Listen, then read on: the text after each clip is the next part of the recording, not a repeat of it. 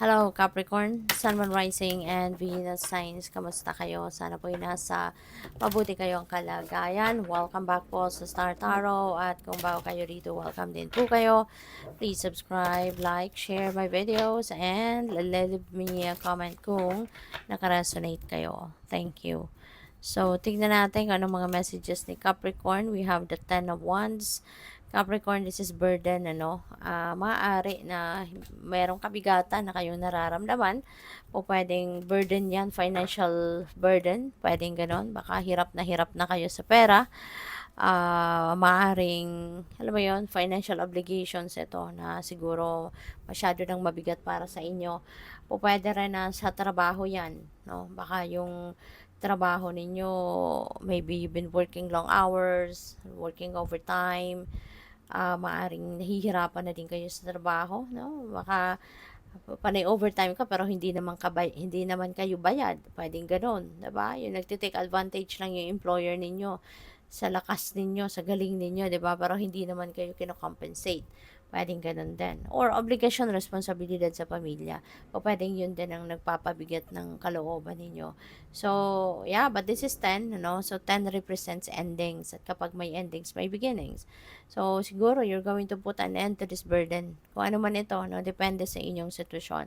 Kung ano man ito, nagpapahirap sa'yo, nagpapabigat ng inyong dibdib, ng inyong buhay, ng inyong kaisipan, maaari na you're going to put an end to that. No, and handa ka na magsimula ng bagong buhay. Handa ka nang magsimula na mag-tread towards a new situation, a new path in your life, no? So, we also have the Four of Pentacles, control. Ayan. So, you are going to, this could be a reminder para sa iyo na take control of your money, okay? Take control of your money. Pwede kasi na hindi rin ikaw yung humahawak ng sarili mong pera. 'Di ba? Pwede rin na hindi ikaw yung nagmo-manage ng pera mo. Yung ganon, 'di ba? So, take control of your money. No? Pinaghirapan mo 'yan, pinagtrabahuan mo 'yan, 'di ba? So, dapat alam mo yung in and out ng pera mo, saan napupunta, 'di ba? Budgeting wise, dapat kayo din yung nagba-budget, no? Pwedeng ganun din ang ganap dito. So, this is a reminder for you, you know, to take control of your money, manage your resources wisely, okay? So, Six of Cups, support, ayan. So, baka sa pamilya ito, Capricorn, maybe your loved ones, no, needs your support sa ngayon in any way, shape, or form. Baka kailangan nila na yung suporta mo, ah, pwedeng emotional, pwedeng financial, no, maybe your loved ones needs your physical presence. Baka kailangan nila yung ano mo, baka kailangan nila yung presensya mo. Pwedeng ganun, ano? So, depende sa inyong sitwasyon. But, feeling ko dito, meron din ditong travel. Kasi, pwedeng yung presensya mo kailangan ng pamilya mo. At, kaya, maaaring ikaw ay magta-travel home. No? Maybe you're going to travel home. Yung ganon. So, good luck sa'yo. So, tignan natin kung ano pa ang mga mensahe para sa iyo.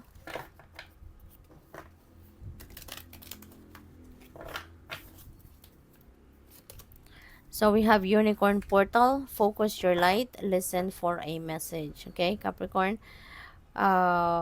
Listen for a message. So, maaari na maybe you are praying, maaaring you're praying for guidance, you're praying for confirmation about something. So, listen for a message, make sure na mag-tune in ka sa iyong intuition kasi maaari, na pinapadalhan ka na ng sagot sa iyong dasal, nagpinapadalhan ka na ng mga information, inspiration na makakatulong sa iyo na magkaroon ka ng enlightenment, regarding something, kung ano man itong inihihingi mo ng guidance, okay? So, we also have Cosmic Emerald, create perfect health, access divine abundance. Ayan. So, kasi naman, speaking of abundance, speaking of money, lahat naman tayo, we all deserve that abundance of the universe. Kaya lang, kanya-kanya tayo ng style, kanya-kanya tayo ng approach kung paano natin ito i-claim, 'di ba? Kaya para sa iba sa inyo sa ngayon, you are already Kumbaga nandiyan diyan na, nakahanda na para sa'yo, iki-claim mo na lang yung abundance na 'to. So, you just have to take action, 'di ba? Kasi hindi naman yung mga blessings ng divine universe, hindi naman yun automatic na bumabagsak sa lap natin. We need also to take action. We need to show the universe na deserve natin yan, kaya pinagtatrabahuan natin. Kaya pinagsisikapan natin, no, na makuha natin ang mga yon. So, maaring yun na lang ang kulang sa inyo. Baka kulang pa kayo ng effort. Okay? You need to take extra effort para makita ng universe ang sincerity mo na gusto mo talaga, no, yung abundance na ito. So, create perfect health then, you need to take care of yourself. Diba?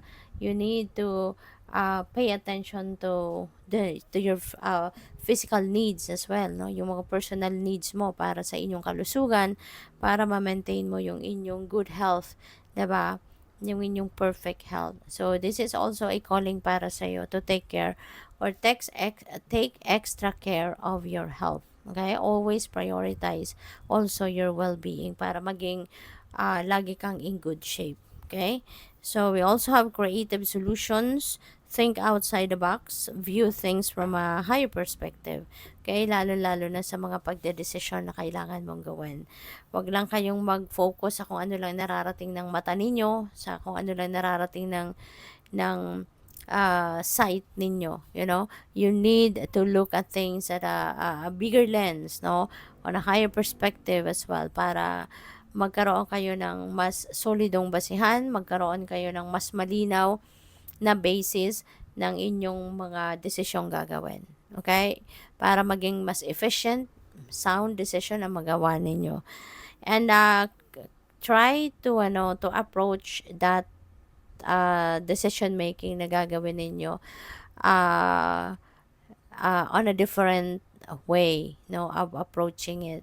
Kasi maaring meron tayong nakasanayan ng pamamaraan ng pag-solve ng mga problema natin, 'di ba? But now, you need to think outside the box. No, maaring kailangan mo ngayon na gamitin ang ibang klaseng approach sa pag-solve ng problema mo. Now, maybe use creative solutions. Think of creative solutions at baka mas maging effective yan na way of solving your problems sa ngayon. So, good luck sa'yo. Thank you for watching. Love and light. Namaste.